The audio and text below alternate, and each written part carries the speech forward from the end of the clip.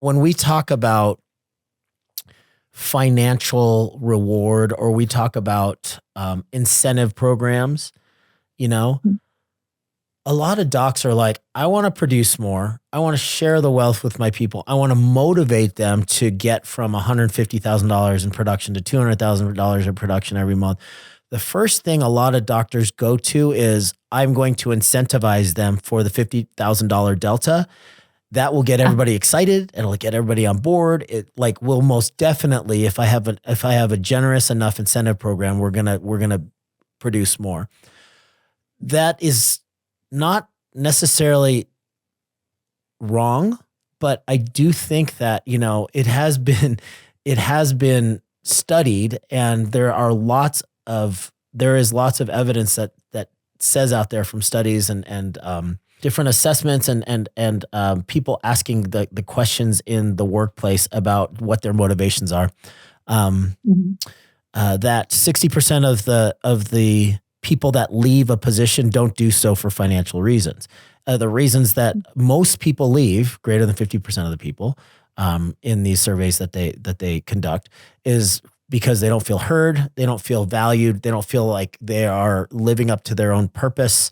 Um, they don't feel that they culturally are aligned with the values of the dental practice.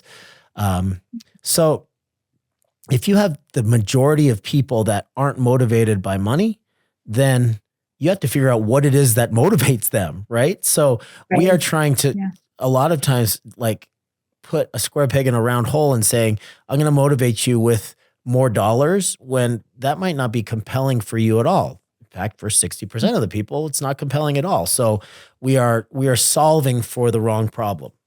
So I Mhm. think that it's important just in general for culture and to understand who you're working with and what motivates them and how you can reward them for good behavior and good performance. What makes them tick?